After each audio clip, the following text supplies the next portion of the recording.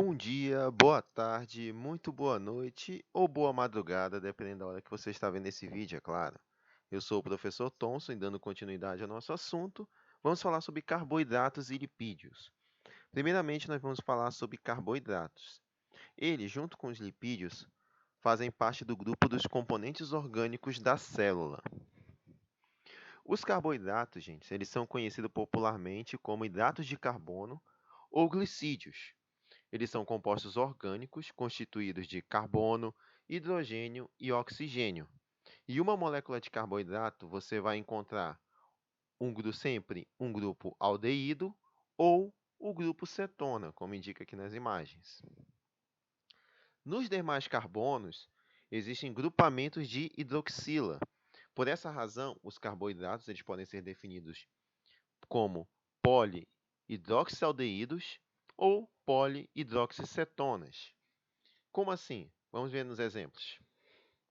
Frutose e ribulose. Eles são carboidratos do grupo cetona, como vocês podem ver aqui.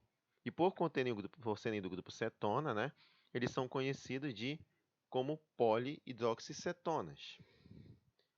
A glicose e a ribose, eles fazem parte do grupo aldeído.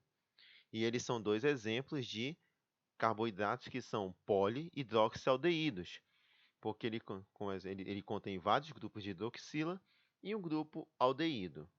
Assim como no grupo cetona, você vai ter vários grupos hidroxilas e um grupo cetona.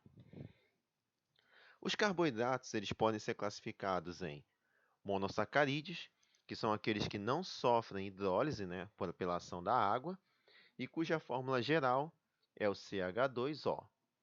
O N, que vocês vão observar aqui nessa formulazinha, varia geralmente de 3 a 7.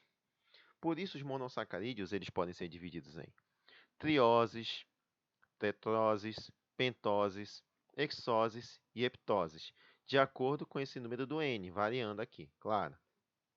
Conforme eles possuam, respectivamente, 3, 4, 5, 6 ou 7 átomos de carbono em sua molécula. Como exemplo de monossacarídeo, nós temos a galactose, que é o açúcar do leite, componente do açúcar do leite, e tem função energética. A frutose, que pode ser encontrada em mel e diversos frutos, e também tem função energética. A glicose também é encontrada no mel e em diversos frutos e também tem função energética. A ribose é um componente estrutural do ácido ribonucleico, que é o nosso RNA. E a desoxirribose é o componente estrutural do ácido desoxirribonucleico, que é o DNA. E diferente dos outros monossacarídeos, essa não segue a fórmula geral, né? Sendo que a fórmula geral dela acaba sendo essa daqui, não segue a fórmula geral dos monossacarídeos que vocês podem observar aqui, né? A desoxirribose é a única exceção. Oligosacarídeos vem do grego óligo, que significa poucos, e são carboidratos formados pela junção de 2 até 10 monossacarídeos, que acabam se separando por hidrólise, ou seja, pela ação da água. O mais importante entre os oligosacarídeos são os disacarídeos, que são formados por 2 monossacarídeos. Como exemplo, nós temos a sacarose, que é uma junção de glicose e frutose. É o açúcar da cana-de-açúcar e da beterraba e também tem função energética. A lactose é uma junção de glicose mais galactose, é o açúcar do leite e também tem função energética. Assim como a maltose, né, que é uma junção de dois monossacarídeos de glicose, que é obtido pela hidrólise do amido, né, e tem função energética. Outro grupo são os polissacarídeos. Eles têm uma fórmula geral igual a C6H10O5, sendo que N é o número de carbono, vai variar esse número de N, né? Esse N sempre vai variar esse número. Os polissacarídeos, diferente dos outros que nós citamos até agora, são macromoléculas formadas pela junção de muitos monossacarídeos, mas muitos mesmo. No caso dos polissacarídeos, que apresentam átomos de nitrogênio, fósforo ou enxofre em sua constituição, a proporção entre carbono, hidrogênio e oxigênio muda completamente. Vou citar agora uns exemplos de polissacarídeos para vocês. O amido é um exemplo, né? Que ele é encontrado como reserva de energia nas plantas, né? E geralmente ele é formado por 1.400 moléculas de glicose. A celulose é um outro exemplo. Ele é o mais abundante polissacarídeo da natureza e ele constitui a parede celular da célula vegetal. Ele é formado por 5 a 10 mil moléculas de glicose. O glicogênio é encontrado no nosso corpo. É o polissacarídeo de reserva dos animais em geral. Ele é armazenado principalmente nas células do fígado e nos músculos.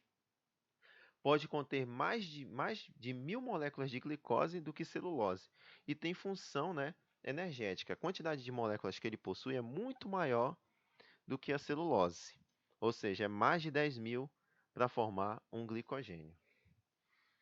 Bom, mais de 10 mil glicose para formar um glicogênio, claro. E ele tem função energética. Bem, vou citar outros tipos de polissacarídeos aqui.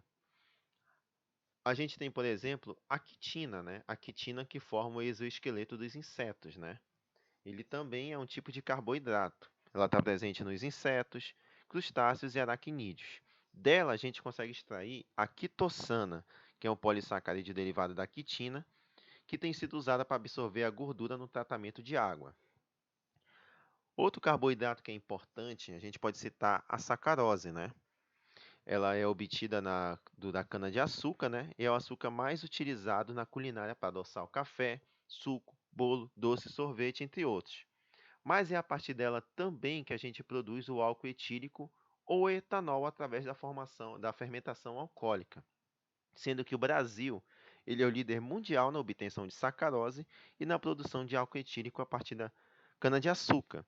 E como vem crescendo muito o interesse pelos carros do tipo flex, né, atualmente, e pelo uso de biocombustíveis, o Brasil tem liderado ainda mais a produção de etanol. Além disso, o nosso etanol produzido aqui, ele é muito mais eficiente do que o etanol extraído do milho nos Estados Unidos, por exemplo, que produz a partir do milho. Outro exemplo de polissacarídeo, nós vamos ter o agar e as carragenidas, né, que são extraídas de algumas algas marinhas.